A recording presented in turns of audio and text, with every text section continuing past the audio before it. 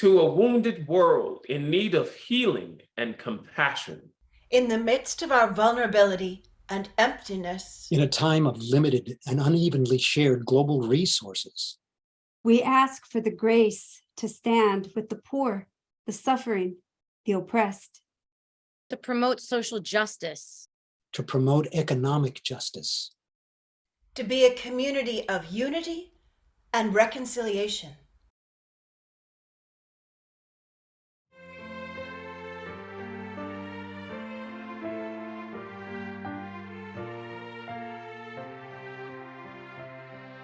It's like this. We'd cut up the apples and put out the cheese and crackers. You like these?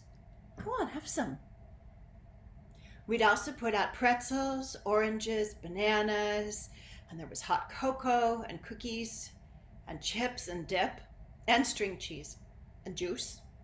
Oh, and popcorn, of course.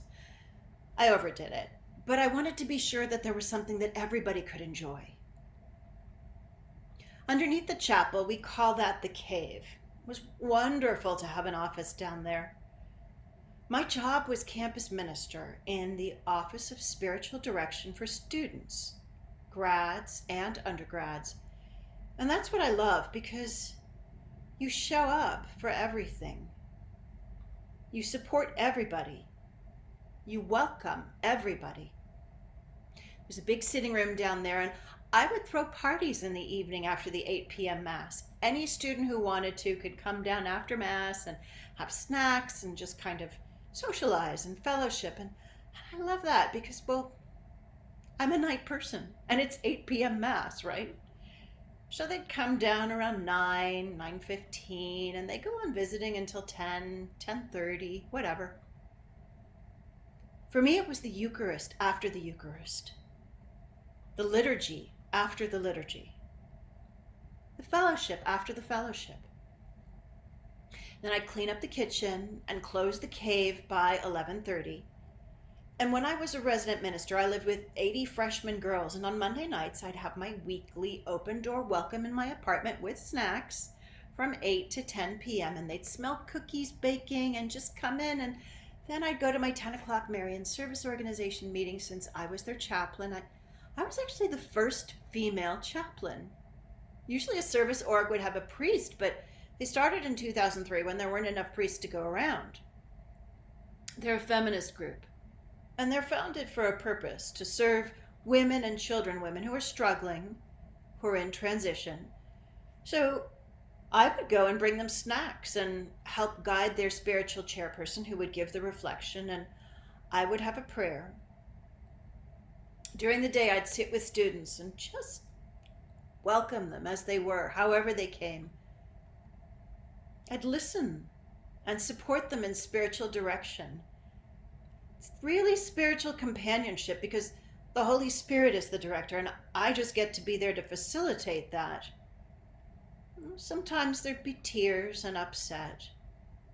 There's struggles on campus, whether it's addiction or finding their identity in religion and sexuality, the decisions they're making, whatever comes after college, just to hear them process. And that was the main thing. I didn't have the answers, but they could come to their own answers and know that they were loved.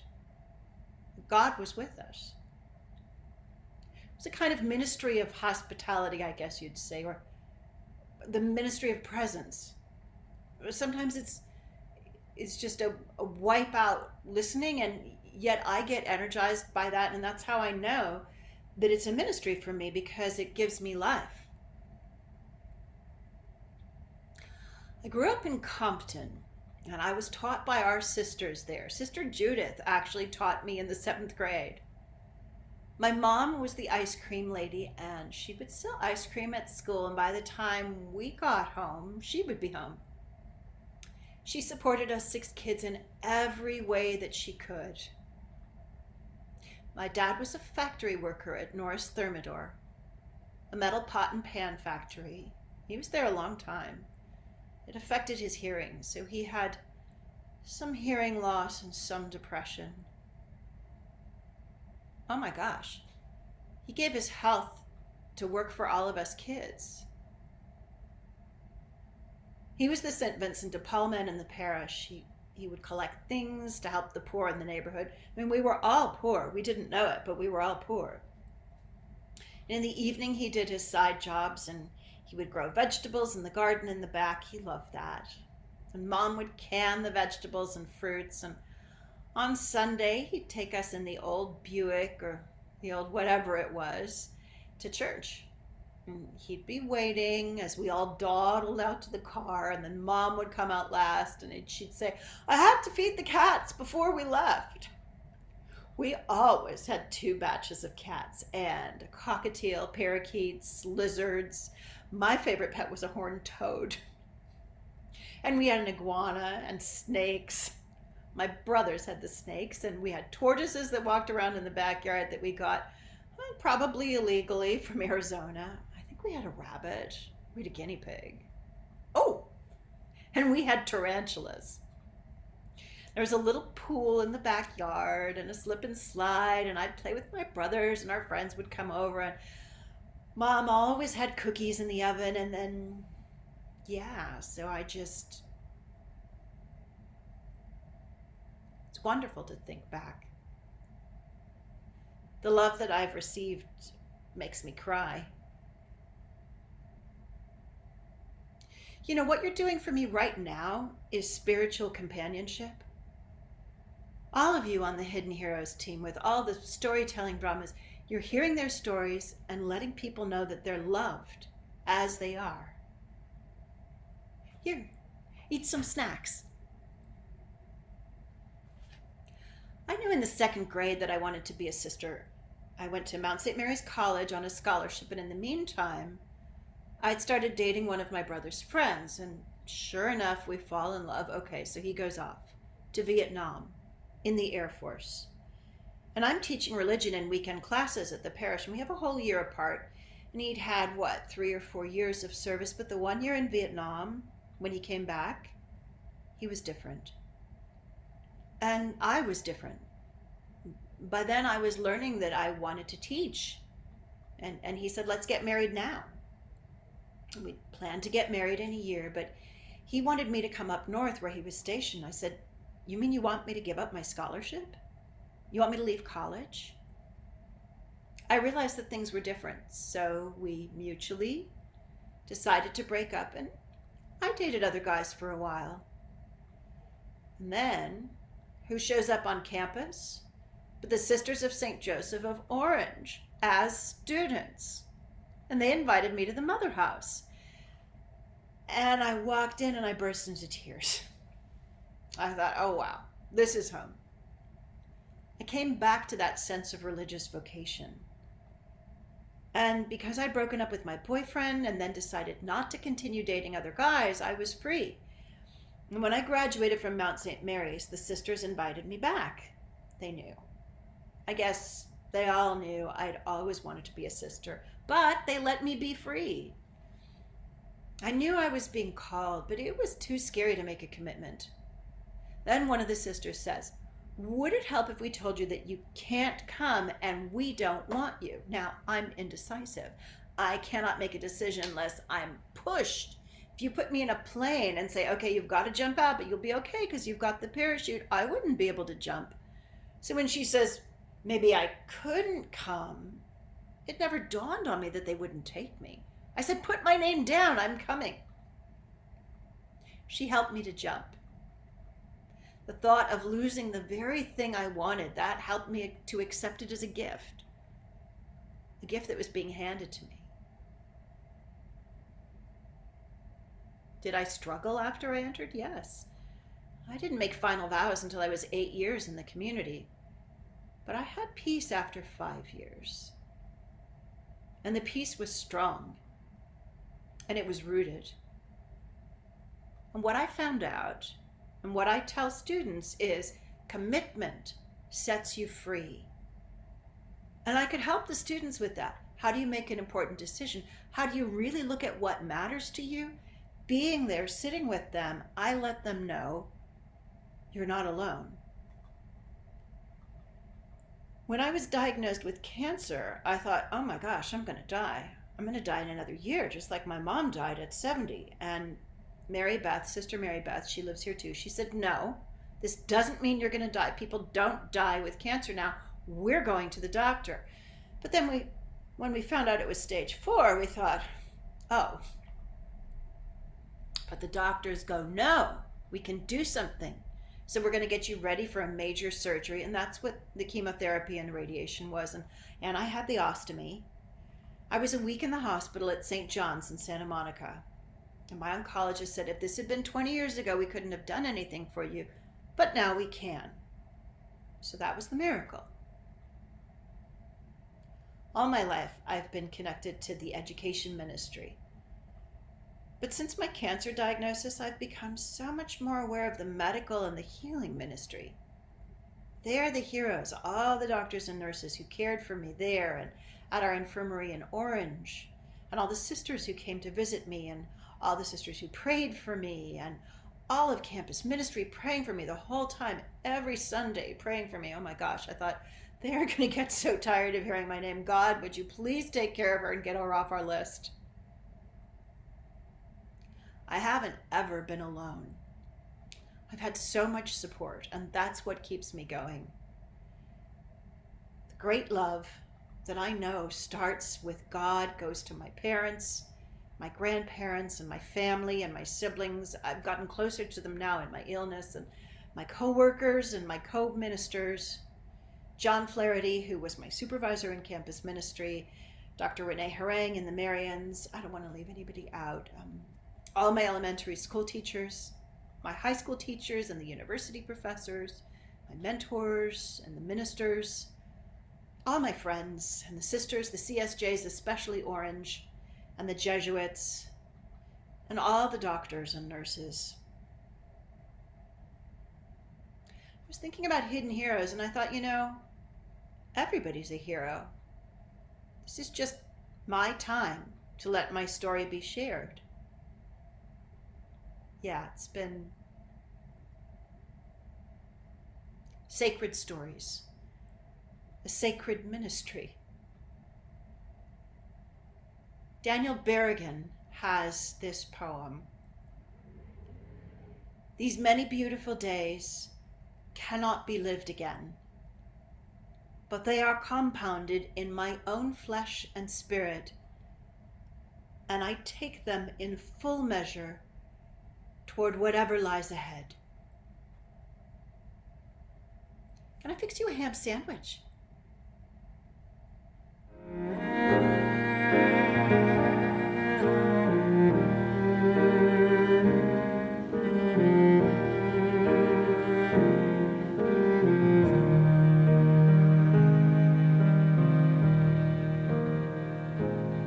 I am with you on the journey, and I will never leave you.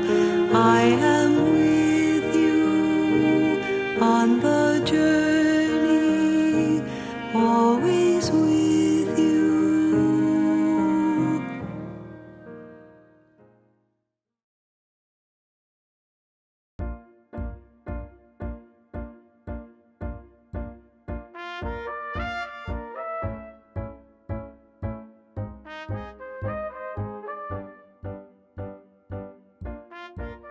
Pues mi nombre es Luis de la O. Sr. Yo nací en Ciudad Juárez, Chihuahua, México, en 1949. A los 16 me trajeron a mí y a mis hermanos a Estados Unidos. Y aquí estoy todavía. No me he regresado. Éramos 6 hermanos, 2 mujeres y 4 hombres. Mis padres estaban en Texas trabajando para poder traernos. No ganaban lo suficiente, ganaban 80 a la semana entre los dos. Se necesitaba 100. Encontraron trabajo que pagaba más en California. Allí ganaron casi 300 a la semana. Así que pudieron pagar por traernos después de como un año. Y mi hermana, Silvia, era la mayor y nos cuidaba mientras nuestros padres estaban en California.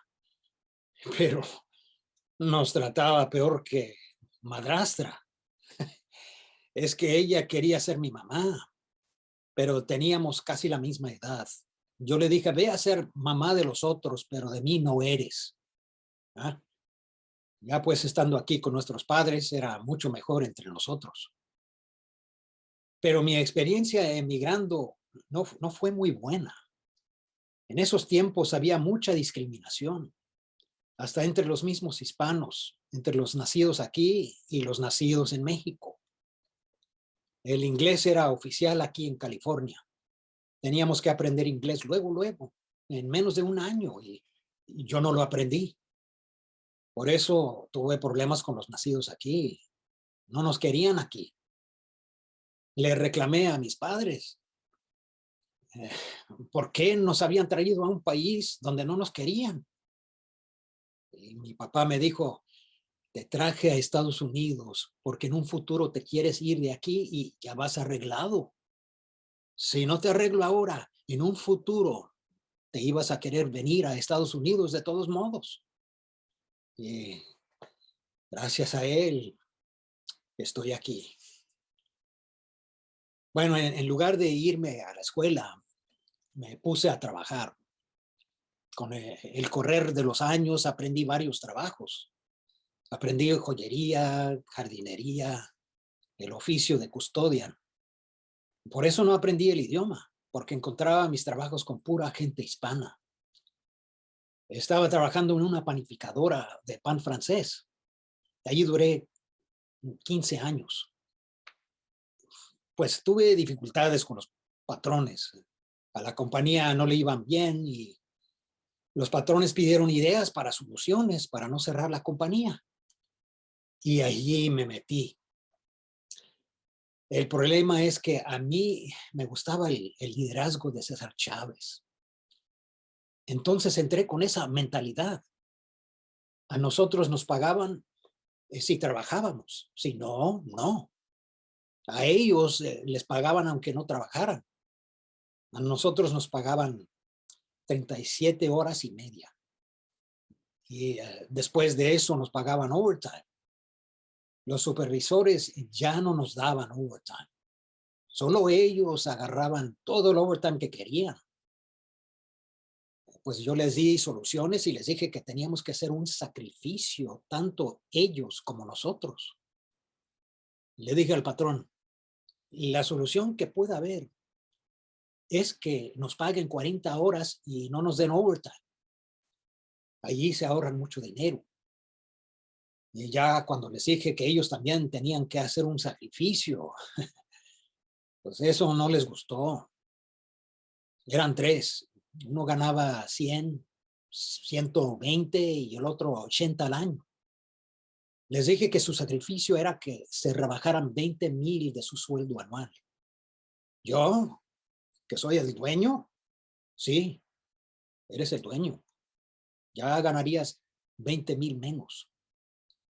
¿Tú qué sabes de los negocios? Bueno, ustedes pidieron sugerencias. El hijo casi no trabajaba tanto y ganaba 80,000. Entonces él ganaría 60,000. Mi hijo es abogado. Yo lo mandé a Corea para que aprendiera a ser abogado y defender la compañía. ¿Tú tienes hijos? Sí, tengo un hijo. Lo mandé a Arabia Saudita, pero a defender el país, no solo la panadería. Y pues no me dijo nada más. Nos cortaron beneficios médicos. Ray Morales, un organizador, me dijo que contara una y otra persona y eso hice. Entonces todos en la panificadora nos reunimos y votamos para ir a huelga. Ahí fue que uno de los patrones me dijo que yo los estaba alborotando y me dijo hasta el mal de que me iba a morir. Pero solo estábamos exigiendo lo que era justo. En el tiempo que estuve allí, pues me pusieron mucha presión para hacerme renunciar. A los 4 años me accidenté de tanta presión. Me pusieron a un supervisor que solo me supervisaba 1 hora cada 8 días. pero en solo esa hora me mandaba a hacer una infinidad de cosas. No había terminado un trabajo y ya me estaba mandando a hacer otra cosa. En una de esas me mandó a hacer cajas de cartón y estaban en una pila. No había escalera. Así que me subí a un palet para jalar el bunch de cajas y me vine para atrás con las cajas y me pegué en una rampa de hierro en el último huesito de la columna. Ahí me quedé tirado, sofocado. No podía respirar. Y me levantaron y me llevaron al doctor, su doctor. Me hicieron rayos X. Me hice daño en la espalda y me fracturé la mano. El doctor, quien trabajaba para la compañía, me dijo, te voy a dar 3 días de descanso, porque sé que eres muy buen trabajador. Esos 3 días se hicieron 1 mes y medio porque me puso yeso. No quedó bien, pero me mandó a trabajar con dolores y todo. No aguanté más que 1 hora. Les dije que no podía y me mandaron a la casa y que fuera a ver al doctor otra vez. Pero yo no fui a su doctor. Ahí sí fui con un abogado y a hacer mi papeleo de workers' comp. Pues a los 4 meses regresé y me dijeron que ya me borraron. No me podían despedir así, que estaba bajo la aseguranza de workers' comp. Me dieron un dinerito y con eso duré 2 años sin trabajar. Bueno, como yo me accidenté, mis compañeros siguieron pidiendo los beneficios. Por eso, digo, pero los estaban amenazando con quitarles el trabajo hasta que se metió la unión. En realidad, nada cambió. La compañía siguió por unos 5 años y luego fue a la bancarrota. Entonces, en 1997, al fin me tocó la oportunidad de trabajar en la universidad. Sí. Ya llevo 24 años en LMU, mucho tiempo. Y yo me debería haber ido, pero el poco inglés que conozco lo he aprendido ahí y quiero aprender más. También llegué a la edad máxima y gano bien. Y al fin me dan mi seguro completo, así que puedo hacer las cosas que no podía hacer antes. Ya mi casita no se me está cayendo. Mi esposa quería una nueva cocina, un baño nuevo. Mi esposa, conocí a mi esposa por culpa de un amigo mío. Me invitó a su boda en Tijuana. Allí fue donde la conocí. Ella se ganó el ramo de la novia y ya de allí en adelante nos hicimos novios. Pero el asunto es que en ese tiempo yo tenía 18 años y me salió la clasificación para ir al servicio. En esos tiempos te ibas a Vietnam, pero el que no hablaba inglés no se lo llevaban, o el que estuviera casado no se lo llevaban. Y pensé, no hablo inglés y me caso, doble seguro.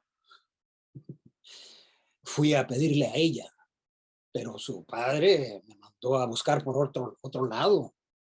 Me fui a la ciudad Juárez a buscar novia y me la dieron. En agosto íbamos a formalizarlo.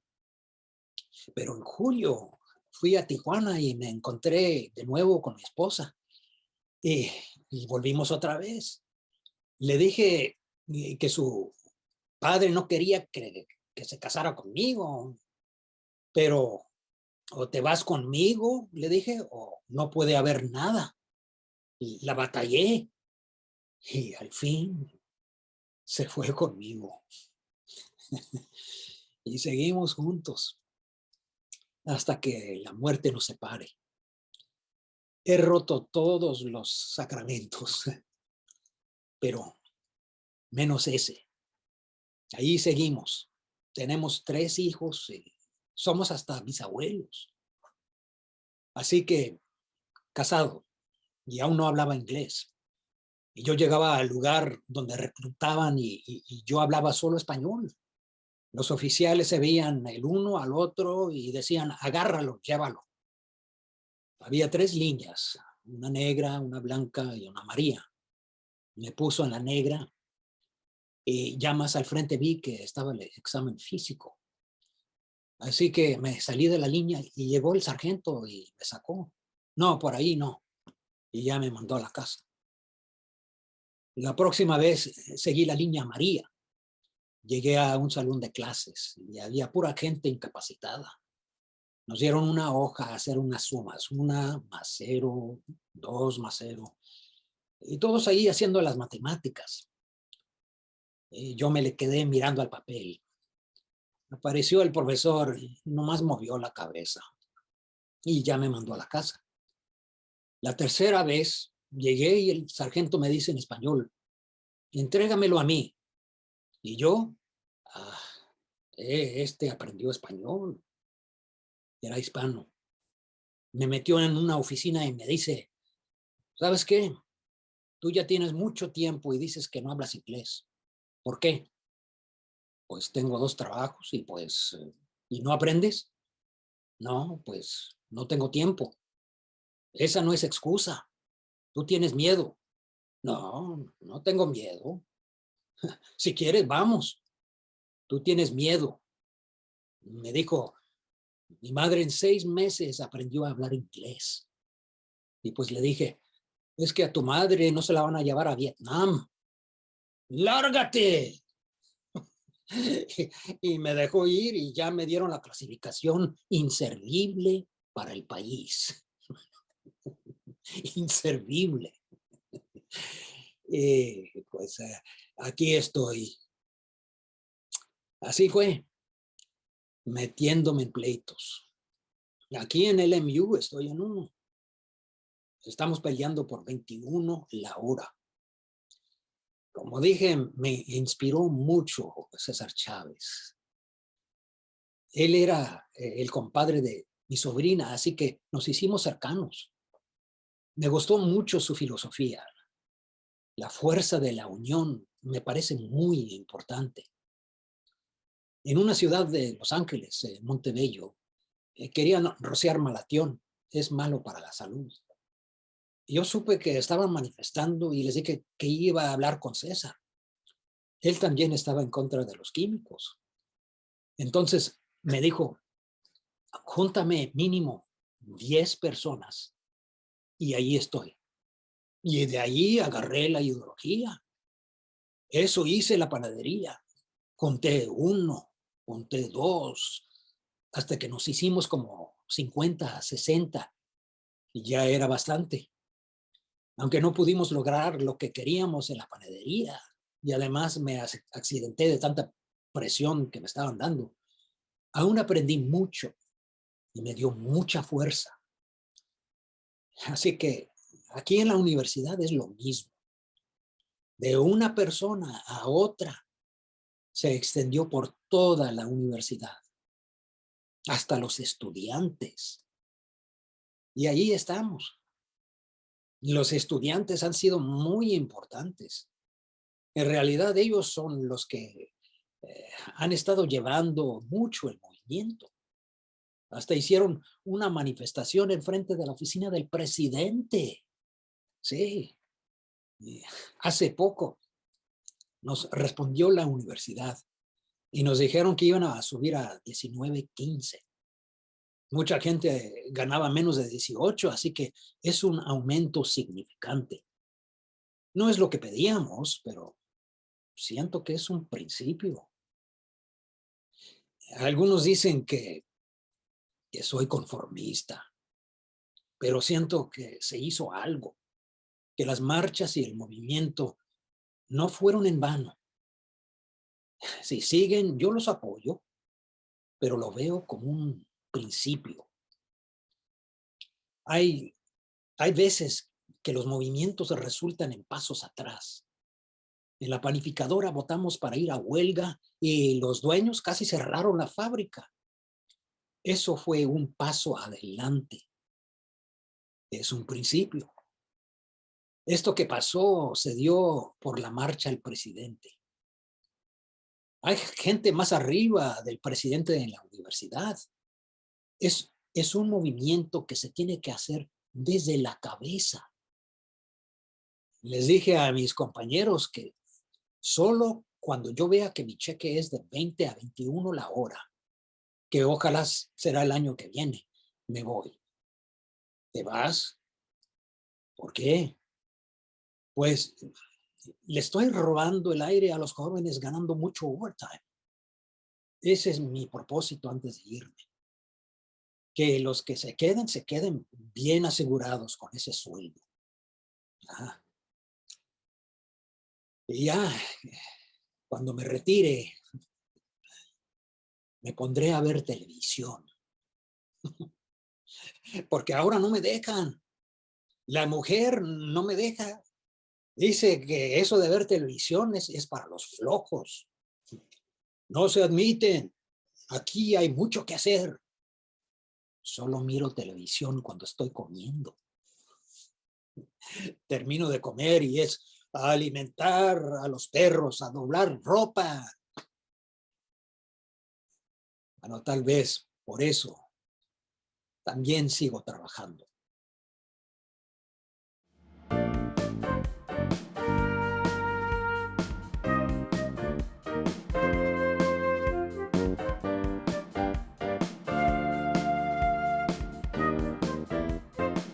Wait, so you want us to do this today? Together? That's going to be an interesting dynamic. How do we start this? The work that we do is so different. I'm the executive director of Operation Progress, and before that, I worked at Verbum Day High School. And I'm founder of Alma Backyard Farms.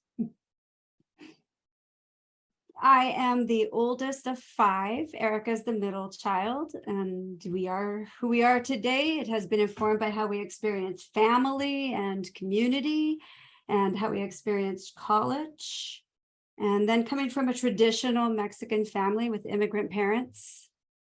So when our parents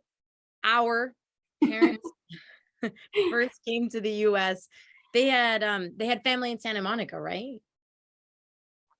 They started in Santa Monica, and but as the family grew, Dad was commuting way out. He started looking for homes so that their commute would be lighter. And I think that's how the story goes, that Watts was affordable. He also shared recently that he drove around after work up and down Hawthorne Boulevard and didn't find one for sale sign. And a supervisor said, "We found a home. It's in Watts. Do you want to see it?" Dad said, "No, just tell me where to sign." He signed the paperwork sight unseen. And that was in '89. That's how we ended up in South LA. Do you remember Rambo? Oh, yeah. Rambo is the name of the we called this man. What was his name? Rodney. Rodney. Yeah. Because he was a vet and he wanted to, he asked to be called Rambo. Yeah. And he was kind of homeless, kind of would live in someone's garage for a bit, but he loved Mom's cooking. And so he would pull up to the porch, post up until we fed him. Yeah, oftentimes he didn't say much. He'd just sit on the porch, laugh, and he would sometimes ask for a meal. Other times he would just sit and wait until he was given food. Non-threatening, like inoffensive, so warm and friendly. And as kids, I remember being 8 years old or something, like young, and Rambo would post up on the porch, and then we would say, "Rambo's here," and somebody would get a plate together for Rambo. And I look back at that, there's many things that kind of shape where one ends up and how one thinks or one's decisions are informed. And he would just sit on the porch enjoying it. He asked for a glass of water, whatever he needed. Seconds. Yeah, sometimes he comes back and requests a meal. In Spanish, there's a saying, el más jodido.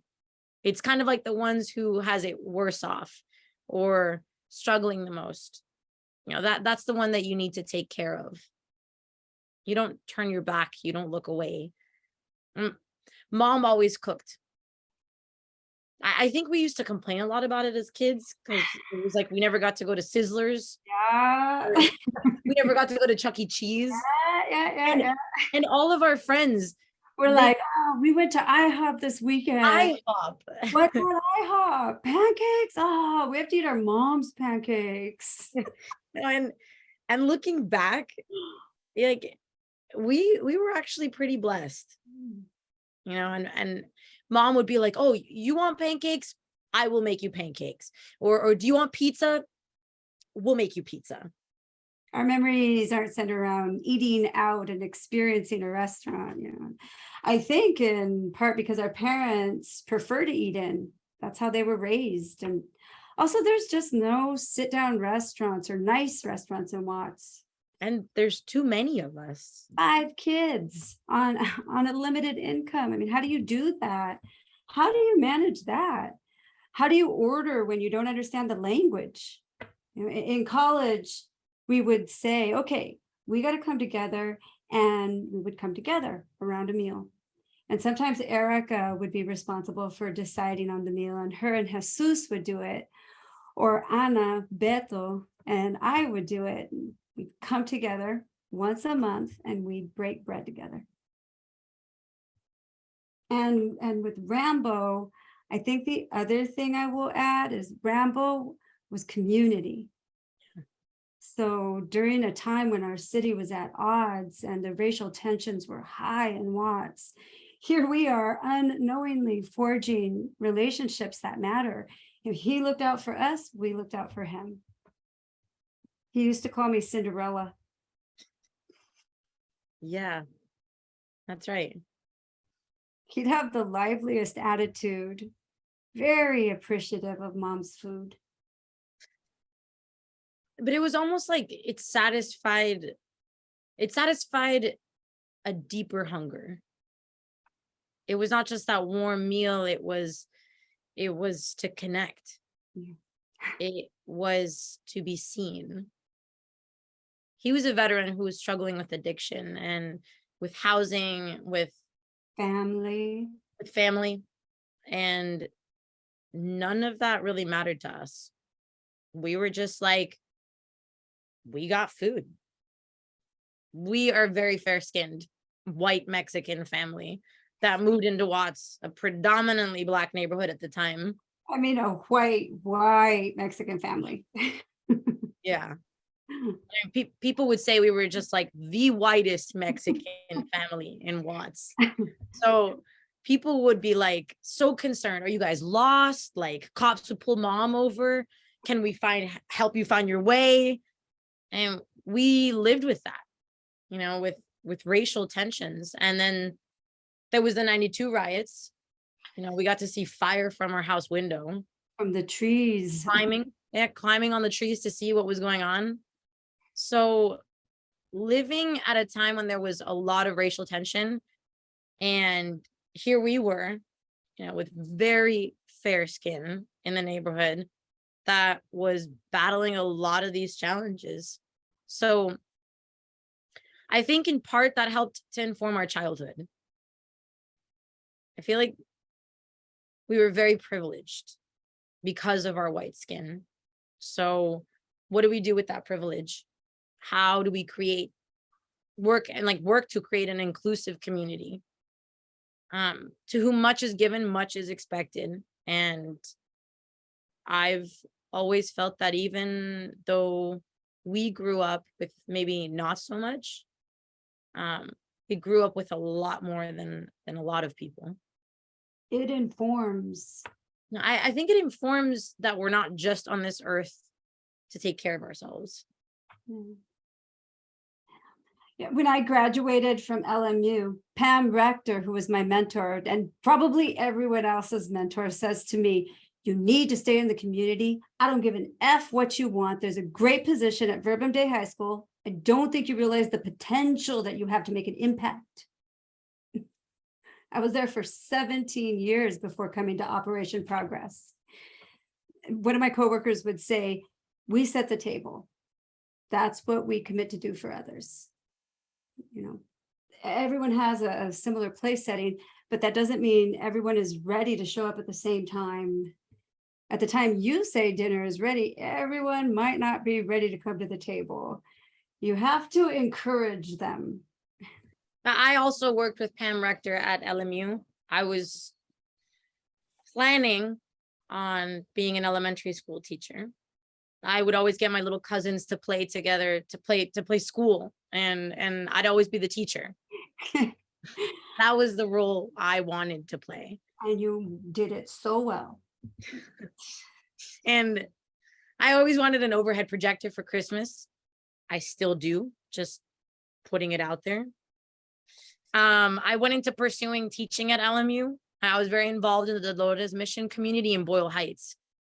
And I was doing a lot of work with the after school program there. And Richard, who is over there at the entrance, who is now my husband, ran this program. And I always had this thing, well, when I graduate from LMU, I'm going to work in Latin America because they need teachers. I can teach. I wouldn't mind living in Latin America. And I remember he challenged me with, yeah, they need teachers out there, but we need people here too. Like, your own backyard needs you. And that conversation really shook me up and stirred up like my perception of the role that I could play in this world. And so I ended up doing some work at excuse me, at Homeboy Industries, particularly Homegirl Cafe. The team was looking for help, and Richard said to them, you guys need somebody like Erika on your team. So I didn't teach in a classroom. The kitchen and the restaurant became my space. And it sort of helped to inform the work that we do here at Alma, supporting people in transition, mostly transitioning from incarceration back into society. So it's I think a lot of it comes from, you have to take responsibility for your own actions, for your own life. And getting to that point was really hard. The younger person this younger person who worked for us for a few years, who relapsed into drinking, and we had to let him know that you can't be around here anymore. He shows up today after a few years of us not knowing anything about him. Today, this morning. So this is George, who you probably remember, but he has with him this award that we gave him. And he had gone to this award ceremony, and Alma was given some community award, and Richard had said to George, you know, I'm really proud of you. Take this. You deserve it. You are Alma Backyard Farms. And this was years ago, maybe 3 or 4 years ago. And today he shows up and he has this award, and he's like, I wanted to return this because I'm struggling. I'm struggling with life. I'm homeless.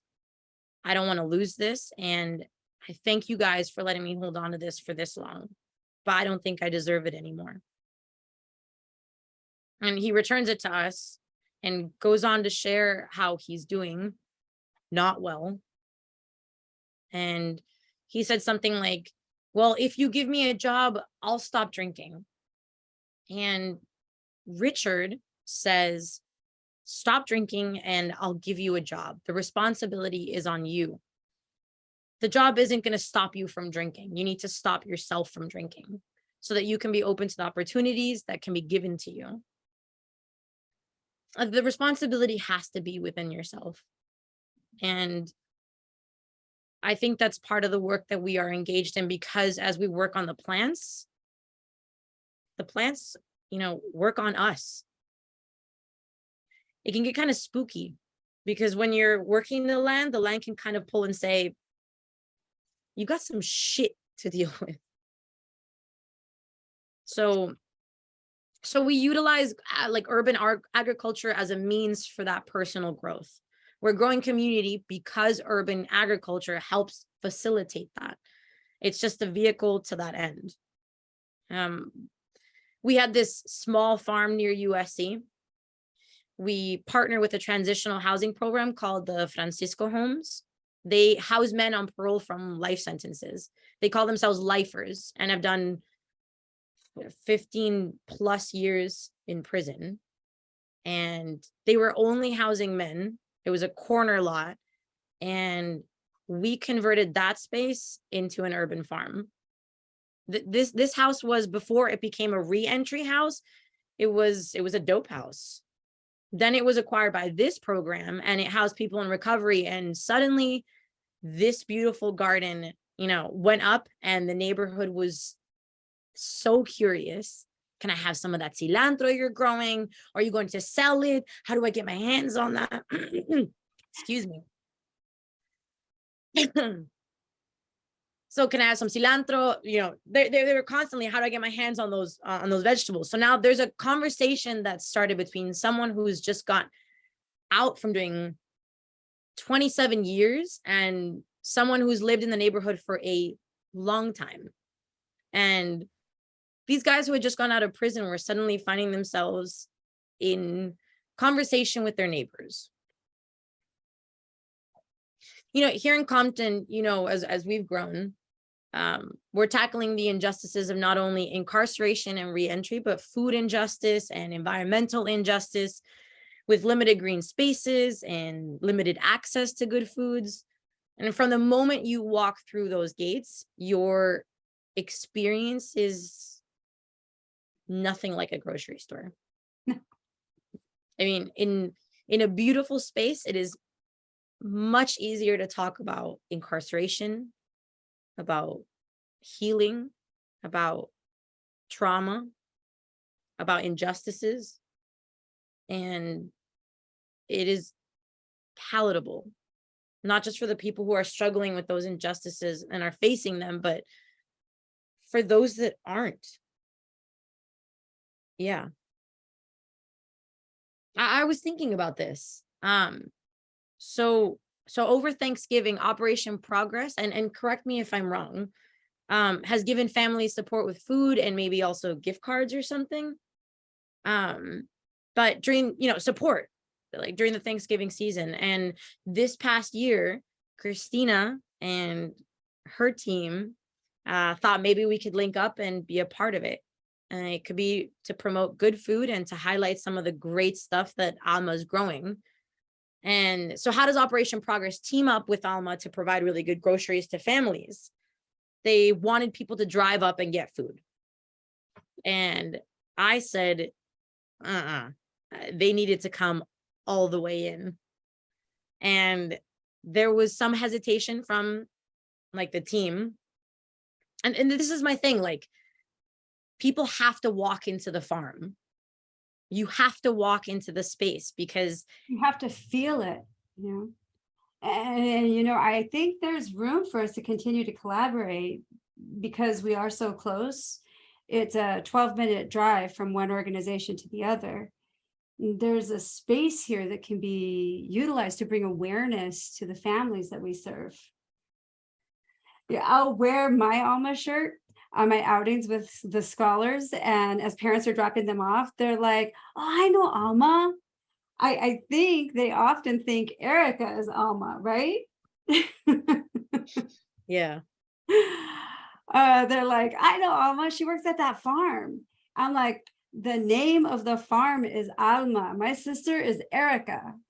So it's that name recognition. But more importantly, it's the work that they are doing here that I want them to recognize.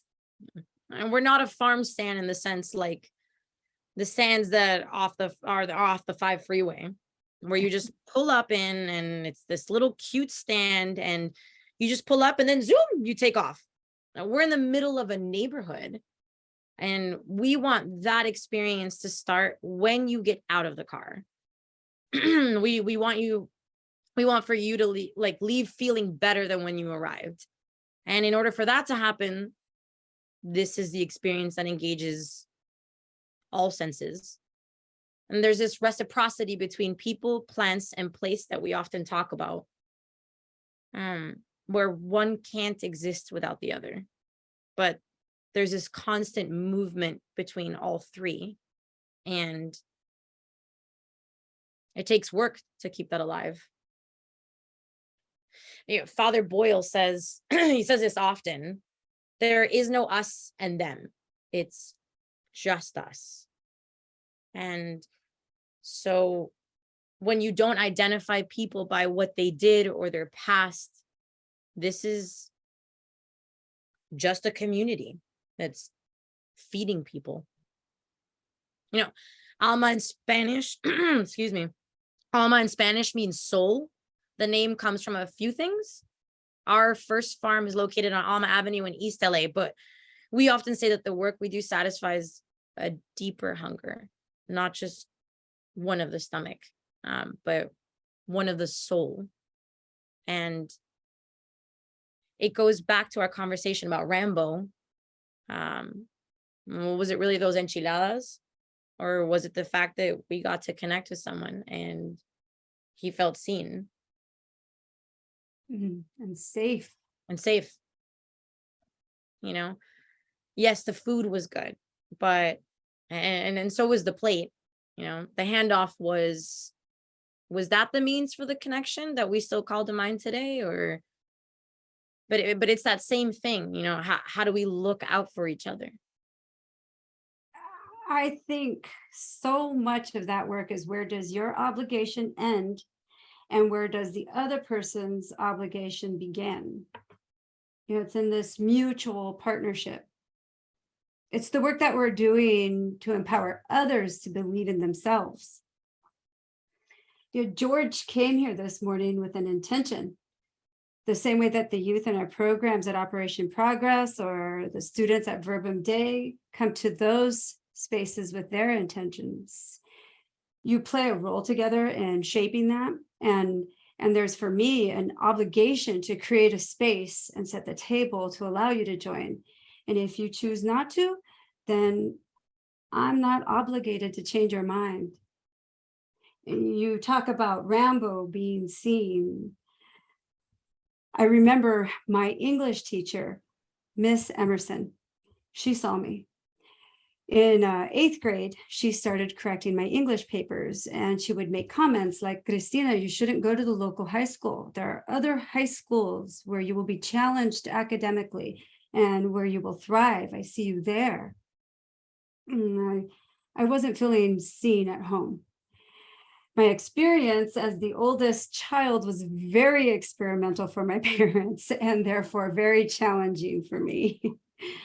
And for the first time, there's this woman who is not my family who is saying, you're capable, you're deserving, you're intelligent. And when I got into Notre Dame Academy, which is where I went to high school, when the big envelope came, Dad handed it to me, and I'm like, I got accepted. He picks me up and he spins me around and he says, congratulations. That is the one time in my 40 years of life that I remember Dad showing any emotion, any happy, congratulatory emotion towards his daughter in a way that felt genuine and real. And so not only did I feel seen by my 8th grade teacher, for the first time, I felt seen by my dad. And I wanted to go to Notre Dame Academy more than ever before because now Dad was also happy. I mean, my education was for me, for my development, for my growth. And in that moment, it was for Mom and Dad. It was for my siblings, because everyone said to me, you're the oldest, set an example for them. And for me, setting the example academically was what I think I liked the most. Miss Emerson would say, academics helps break the cycle. Go to a good high school, you're going to go to a good college, you're going to help your family, you're going to help your parents, you're going to help yourself. I had experiences because of Miss Emerson. You know, it is really a labor of love to wake up every morning wanting to contribute to someone else's life and to want to inspire difference. Not be the difference because who am I to change your life? You know? I have seen 3 alum from Verbum Day High School in the last 2 months. They say, you saw me, you believed in me, you pushed me, and we thought you were just being a hard ass, you were breathing down our backs. But all you wanted for us was to have an opportunity, something that other people have access to in ways that we don't. And the hugs that I get from them validate the work that I did. Not while I was doing it. I didn't get the validation then. It's similar in that you plant seeds. Just like Erika is helping plant seeds here. You know, they fuel me. This work fuels me. Now I'm at Operation Progress and the families are amazing. The kids are amazing. It's us. It's who we were. Operation Progress is an organization that provides academic guidance and resources, life skills, a safe network, a chance to break the cycle. We build relationships with families who often say they need guidance. And my parents didn't have guidance. They navigated on their own. We navigated individually and tried to figure out stuff. You know, we did it. We did it through the help of people like Miss Emerson, trial and error and passing it down from one sibling to the next. I think we passed on what we could. And once I was able to capture the knowledge, it became easier to pass it down to Beto. Anna shared stories about Beto and Jesus sitting with her, talking about college, you know, filling out the college application. I don't know that I was good at saying, stay away from this or stay away from that. It was more like, this is what you have to do. Don't forget these deadlines. Let's fill this out. I think I became like the translator, the appointment setter, the homework helper, or watch the kids because we've got to go run an errand. And you compartmentalize all the stuff and roles that you're expected to be good at and be good at all the time. And as the oldest, it felt like, boy, it still feels like a lot of pressure, a huge weight. I still get calls from Dad. He'll call and say, what time are you going to be at work tomorrow? I'm going to stop by so you can read this document. I'm like, okay, I'll be there at 7:15. See you there. Erika is better at setting up boundaries. And she's like, no, you are not going to show up. I'm busy at 7:15. The pressure that I put on myself, well, that I continue to place on myself is you can't settle for anything less than your best. And I hear it in Erika too. During the pandemic, we helped with food distribution, and Erika would say, no wasted movements. If you are headed in a direction and there's something that needs to go in that direction, do it. You are right. You are fucking right. No wasted movements. It's how we operated all our lives. And so when I heard her say that, I just remember stopping in my tracks. You just named how I've been operating since I was born. I've been given roles that 7-year-olds shouldn't have, and roles that 11-year-olds should not have. And I placed a role on myself that a 19-year-old should not have.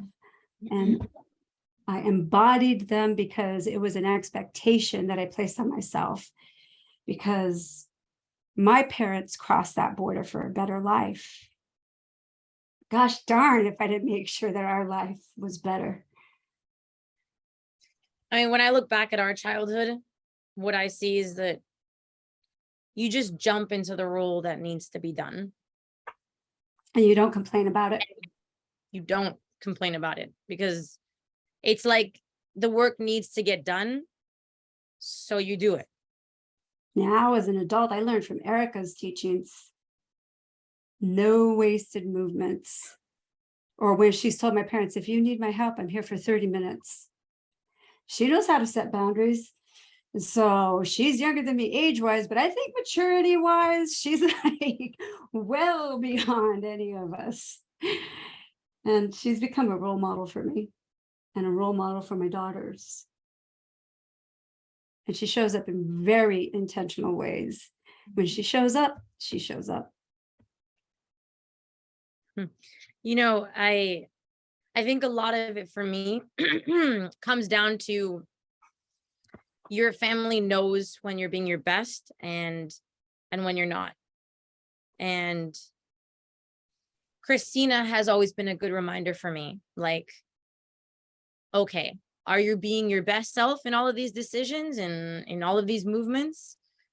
And that love that comes from Cristina as the executive director of the Cuellar residence is it's grounding. I appreciate it. And I'm after it. And it's this ongoing, like, let's go. And, you know, so I appreciate that about Cristina. I appreciate the accountability. And yeah, I didn't even know I was such a good boundary setter. Oh, yeah, for sure. So I guess I do have some hard boundaries. Like, I'm very much an introvert, which is very interesting because people always go like, what? I get the same thing. So am I. There's no way, you know? And I always tell people, just because you're an introvert doesn't mean you are socially awkward. You can have conversations, and that's something else that's not an introvert. No. You can't be good for anyone else if you're not good for yourself. So you have to figure that out. You have to pay attention to yourself.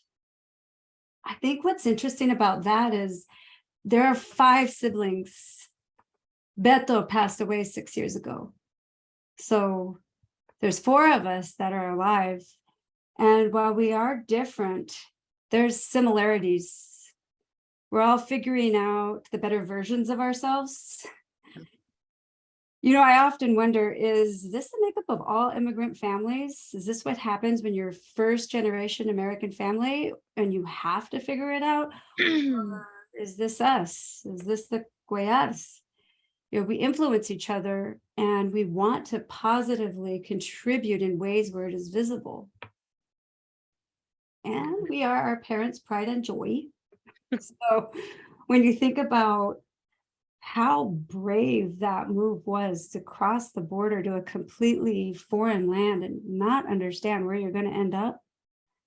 I think our parents are so incredibly brave and hardworking, and their faith keeps them just so grounded. And that's without a doubt, because they are that. I mean, that which we get to be, who we are today. And it's because they have those, like, it's like their core Values. Yeah, it's their attributes. They have that courage. They have that bravery, and they don't give up. That we also have. I mean, their blood runs deep through us. Yeah. Yeah, I don't think I have any more to give. I mean, this was interesting. Cristina and I have never done anything like this. Not together, only individually. Right.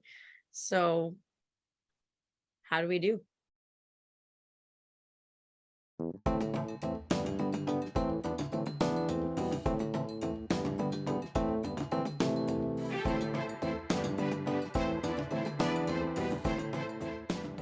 My mother used to always tell me, lead with your heart. See, I'm the 5th of 7 children, and we would always joke that I was a little off center, a little off balance.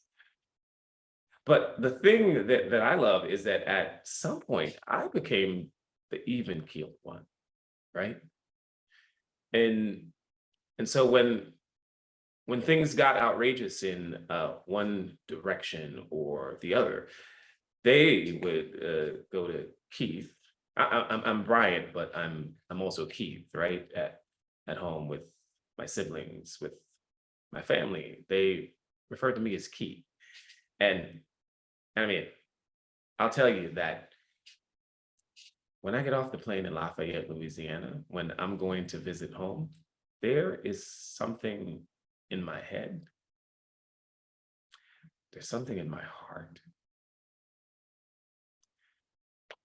There's something in me that shifts.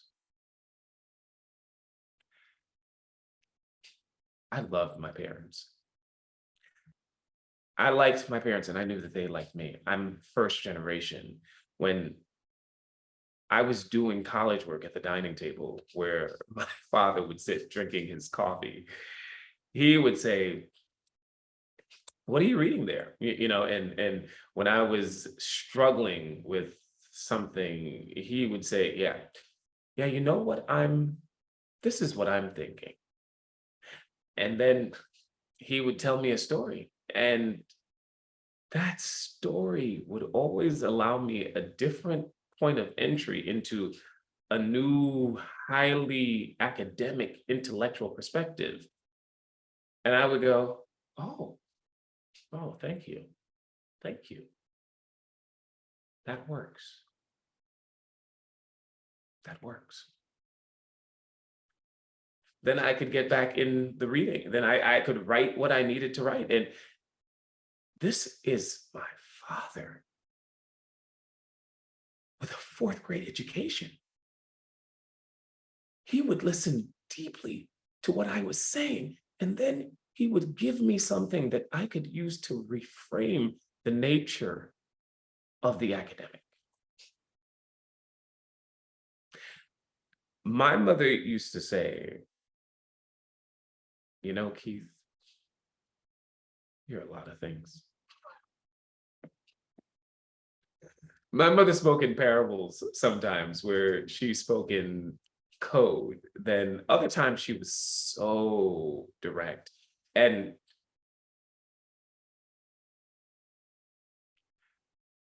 my mother knew I was gay long before I did, right? You know, it's that happens sometimes. It's that biblical kind of thing where mothers have a sense of who their child is long before maybe they were in the womb. And part of my mother was this good Catholic girl wanting all of her children to be close and have a great relationship with Ahad. And she was negotiating the balance between what her Catholic teaching taught her and what a mother's love has to do in the world. But she particularly wanted me not to turn my back to God, especially when we were in church and we heard painful rhetoric, you know, about sexuality, about homosexuality. And my mother would say, you are a child of God, and God don't make mistakes, and that you are loved by me and by God.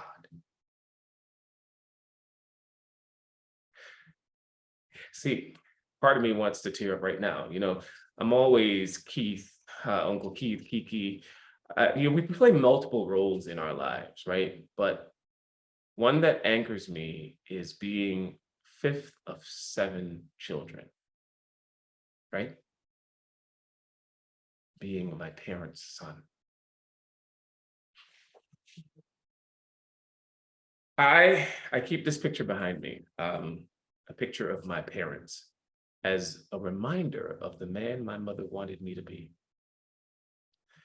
There are times when, in the craziness of what we do as administrators and the swiftness in which we need to respond to certain kinds of situations, that it's so easy via email or through a quick response to lead with something other than the heart. And I look at my mother and I go, got it, mommy. Got it. Right? And then I don't write that email. In some cases, I get on the phone. In some cases, I'll walk down the hallway. And by seeing and engaging in the human component, we can tease through and negotiate our humanness as we address whatever the issue is. And it's the humanness that is at the core of who we are. We can deal with the administrativia, right? The many, everyday, practical, messy things that we do as in administration. It's so easy for us to lose a sense of the interconnectedness of the spirit, of the heart, of the soul of our humanity. And I have to model it. I just think that that's just such a supreme act of grace, right? An act of every day, the Spirit of God at play, at work, in the practical things that we do for each other. The communication department is dedicated towards looking at all the variables that impact face-to-face human interaction, right? Certainly what happens in interpersonal communication, intercultural communication, interracial communication, which are all ways in which human beings influence each other.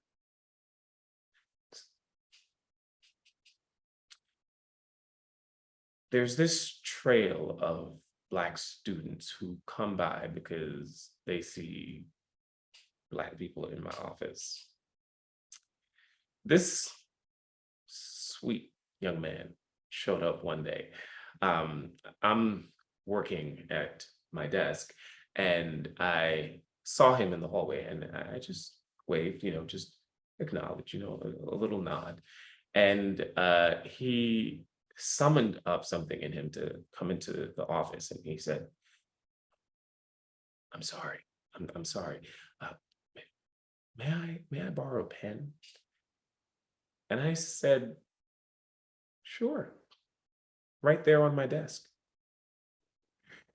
And he took the pen, but he was like looking at me like this. And I said, how are you doing? I'm Dean Alexander. I'm Dr. Alexander. What's your name? And he told me his name, and we had this little moment, and he was like writing or pretending to write. I'm not sure. And then he said, okay, thank you. And he left. Now, he came back later in the day and introduced himself to my assistant, Pam, who is also a Black woman, and said, I have work study and I'm looking for a job and I think I'd like to work here. And he's not one of my students in the sense of being a major. He showed up the next day wearing a suit, that sort of first suit kind of thing for a formal interview with Pam. And then she set up an appointment where he came in and did an interview with me. And, we've hired him, right? He comes in every day, sticks his head in my office, and he wants to chat just a little bit. And I give him that space because ultimately it's about him finding himself and being in the company of support. This is something that I want for all the students. So we get an email, a message from his mother that says, "Thank you so much. What you don't know is that he just lost his father. And he's been looking for a male, a Black male figure that can support him in his being. And he just wanted to be in the company of you and your assistant in an office where he could be himself."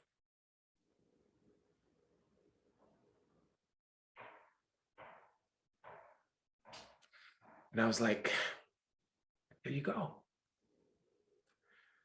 Because this is a part of that whole notion of being alive, of being fully present, being accessible, because you're never quite sure when someone is going to need that spirit. I think that we encounter multiple crossroads in our lives, and what comes out determines, the kind of grit that we have to continue in moving forward, right? There's a lot of challenges about identity, about the performance of manliness and masculinity, and about what's acceptable in a shifting cultural, social, political context, right? And the issue, if you're leading with your heart, then you're leading with integrity. Then every one of those challenges, because they're going to be there every other day, they're going to show up, right? And each one of us is as monumental as the other, right? But if you're leading with integrity and heart, then you have a path.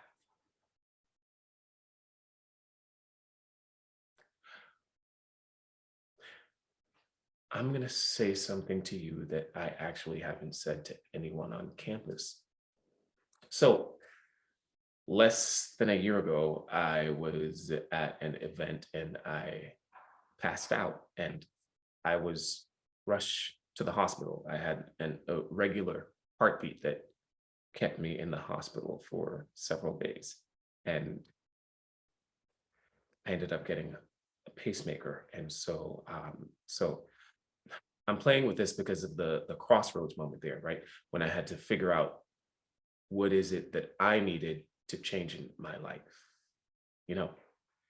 and what are the things that I need to uphold in the sense of my values. I decided to uphold and make bigger, dynamize those things that give me greater joy, And those things that are the things that allow me to continue to be alive, to be happy, to do the work with passion. So here I am, having a cardiac moment, literally, right? And I'm thinking about my mother, and mother saying to me, lead with your heart in a way that allows you to be fully present for yourself first. And so, that kind of crossroads moment, a moment of reckoning where you have to kind of remind yourself of how you want to live your life.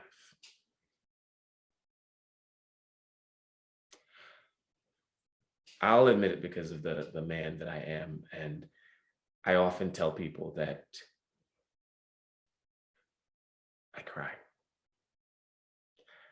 I cry often as a way of purging myself, and, sometimes it gets overwhelming. Those are the moments when I separate myself, that I have to pause. I have to take a walk, go to the bluff and go have moments in silence. I go to the chapel and I sit, and whether or not I'm praying or just enjoying the solitude, those are moments to kind of regroup.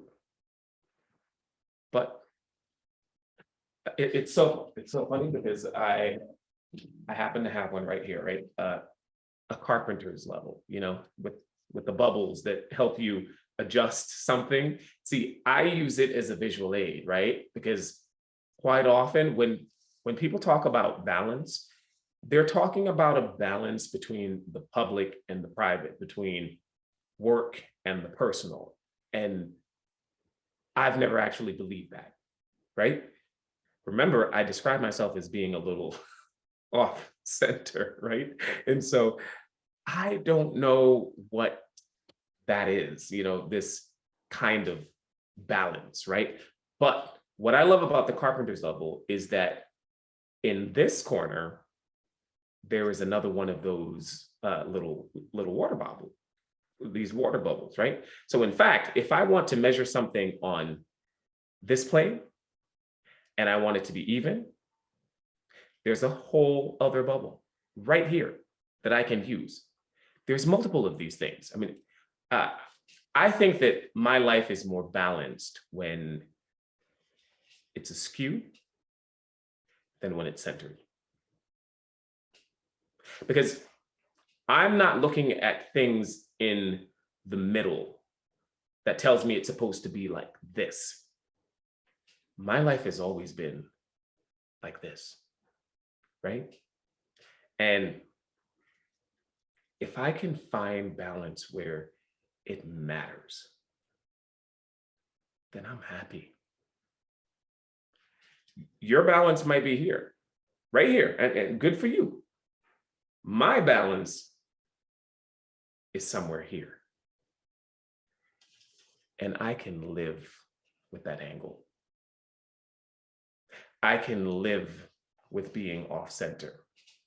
It doesn't scare me.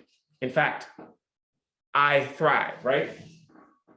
Because I create my balance. I create a balance of my work life, in my personal life, in my spiritual and academic life, all of those things. And I have a lot going on, and it doesn't fit right here.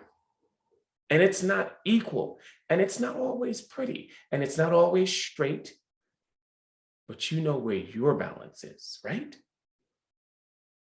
It's somewhere in your head.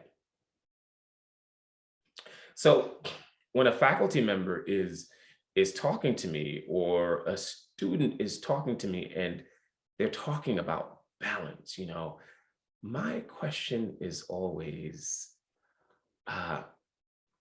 what does balance feel like for you? And I go to the shelf and I bring this out and I'm like, you know, is this what you're striving for? You know, that you can have all of it. You can have all of it. But it doesn't have to look like this. You can figure out what your balance is. And keep it as a kind of reminder, right? That it's not the same as what Johnny or Bobby or Susie might have. You need to find your joy, you know, in the bubble, in your balance might not be vertical or horizontal. Mine is slightly askew.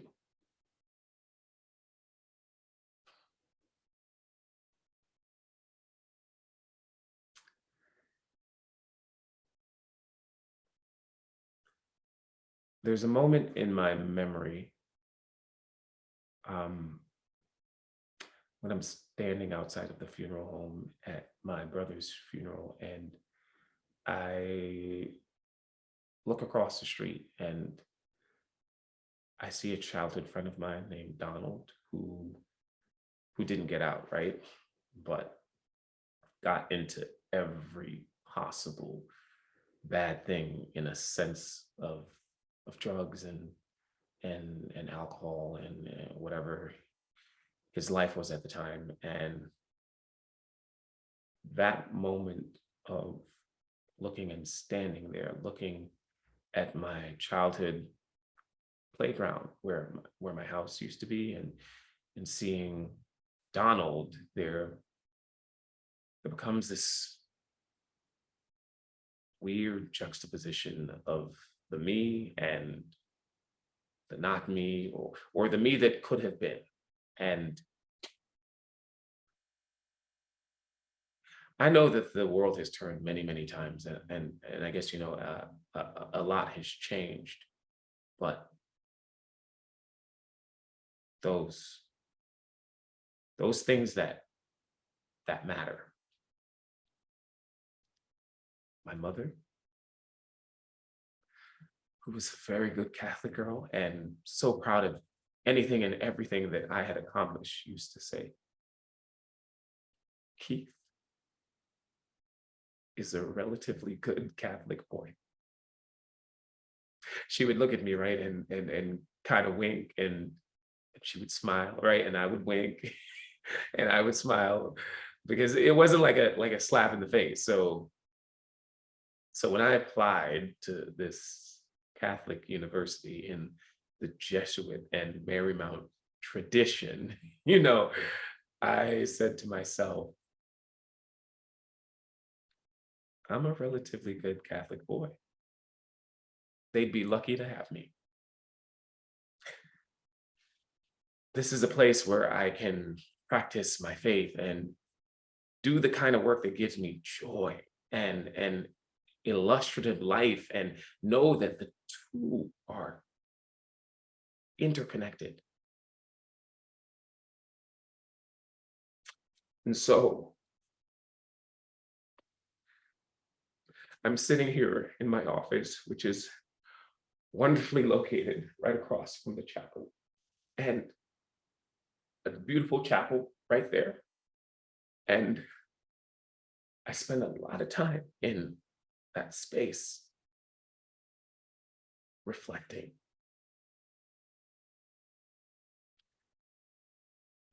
This is the place I call home. In need of healing and compassion, we ask for the grace To grow community. To empower others to believe in themselves. to sit with them and listen and know that they're not alone. To make sure that those who stay behind are well off with what they make. To lead with the heart. To heal. To connect. To educate. To liberate. So that all may be one.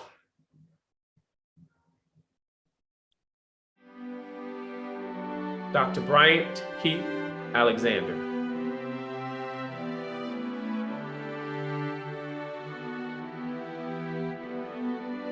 Cristina Cuellar.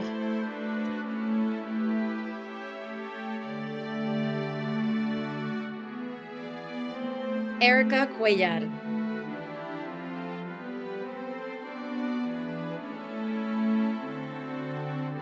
Luis de la O.